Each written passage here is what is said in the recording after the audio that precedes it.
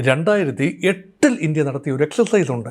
അന്ന് മൻമോഹൻ സിംഗ് പ്രധാനമന്ത്രിയായിരുന്നപ്പോൾ മുംബൈ ഭീകരാക്രമണം, അതിനുശേഷം ഇന്ത്യ ഒരു സർവകക്ഷി സംഘത്തെ വിദേശത്തയച്ച് കൃത്യമായ പാകിസ്ഥാൻ്റെ കണക്ഷൻ, ലഷ്കർ ഇ തോയ്ബ പാകിസ്ഥാൻ കേന്ദ്രീകരിച്ച് പ്രവർത്തിക്കുന്ന സംഘടനയാണെന്നും ആ സംഘടനയാണ് ഹഫീസ് സയ്യിദ് നേതൃത്വം നൽകുന്ന ആ സംഘടനയാണ് ഈ ആക്രമണത്തിൻ്റെ ചുക്കാൻ പിടിച്ചതെന്നും കാര്യകാരണ സഹിതം വിശദീകരിക്കാൻ കഴിഞ്ഞതുകൊണ്ടാണ് ഫിനാൻഷ്യൽ ആക്ഷൻ ടാസ്ക് ഫോഴ്സിൻ്റെ കരിമ്പട്ടികയിൽ പാകിസ്ഥാനെ അന്ന് പെടുത്താൻ കഴിഞ്ഞത്.